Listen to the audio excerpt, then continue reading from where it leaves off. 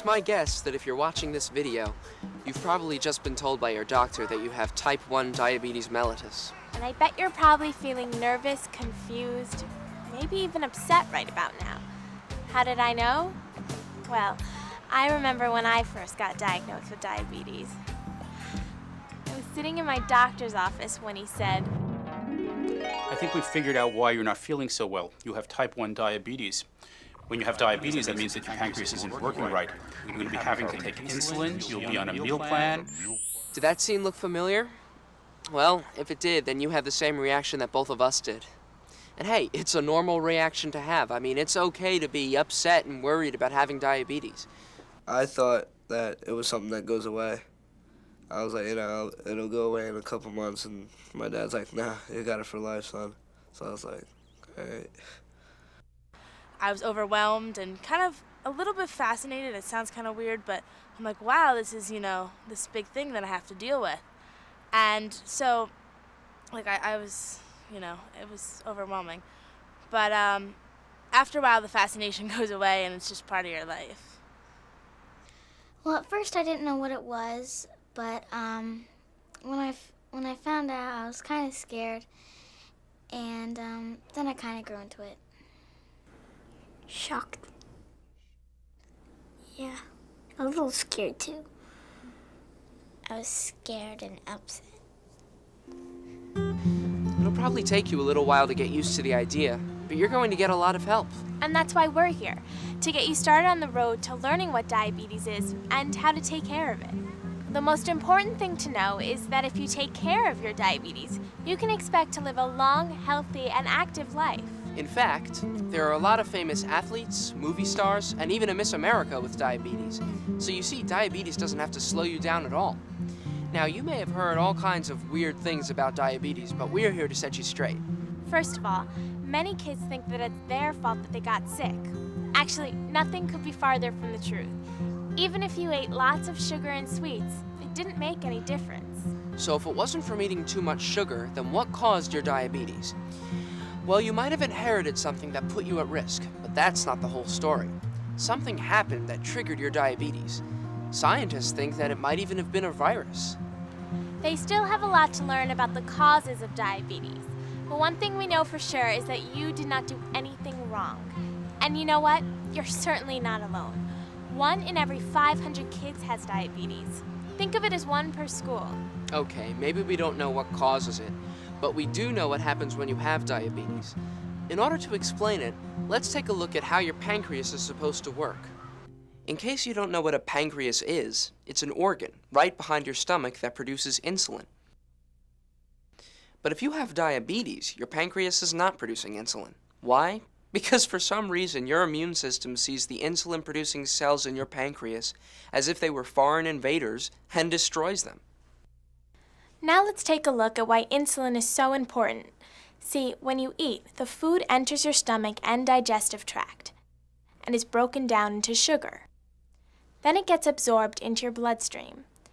This sugar is then carried in your blood to all the cells in your body, where it is used as fuel for energy. Insulin works like a key to unlock the cells so that the sugar can get inside. Now suppose the insulin-producing cells were destroyed, as in type 1 diabetes. There would be no keys, and sugar wouldn't be able to get into the cells, and would build up in your blood. High blood sugar causes increased urination, and sometimes even bedwetting. Now maybe that's happened to you and you felt a little weird about it. But don't! It's just your body's way of getting rid of extra sugar. Increased urination can also make you feel really thirsty.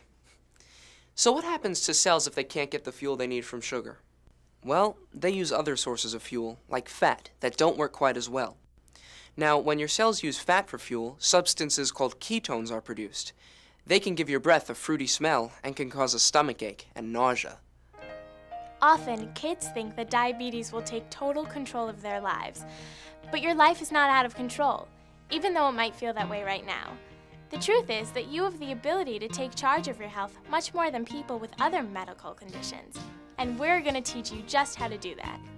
The game plan is to find the right balance between insulin, food, and exercise.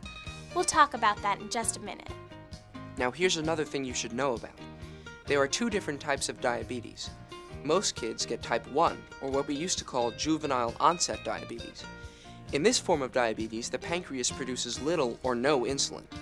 People with type 2, or adult onset diabetes, don't have as much of a problem producing insulin, but their bodies can't use the insulin normally to allow sugar to enter their cells. In other words, they have plenty of keys, but those keys don't work. But like I said, this is different from most kids' diabetes. Often, adults can treat their diabetes by taking pills or just by losing weight. I'm sure that right about now you're thinking, hey, that's the kind of diabetes I'd rather have. And many people think that type 1 diabetes in a child will turn into type 2 diabetes when they become an adult. But unfortunately, this doesn't happen. So the plan is to keep your diabetes in control, using a balance of insulin, diet, and exercise, at least until they find a cure. Whoa, go back! What's that about a cure? Well, unfortunately, right now there is no way to replace your insulin-producing cells that are already damaged, but scientists are working towards developing better treatments. Your job is to keep your sugars in balance so you'll stay healthy until there are easier ways of treating and possibly even someday curing your diabetes. So how do you do that? Well, the best way is to learn all you can about your diabetes. And like I said before, that's why we're here. And it's also the reason that you have your own personal diabetes care team, which may include a doctor, diabetes nurse educator, dietitian, and social worker. Now let's talk about just how to keep your diabetes in balance.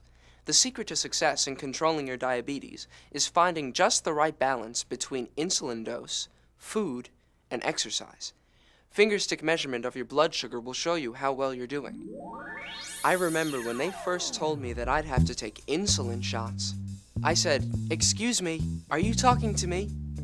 'Cause I hate to tell you this, but I think you've got the wrong guy." But then I got my first dose. And you know what? It wasn't that bad. I'm not kidding. The needles are really small. I look at it this way. It's certainly a lot better than running between the water fountain and the bathroom all day, right?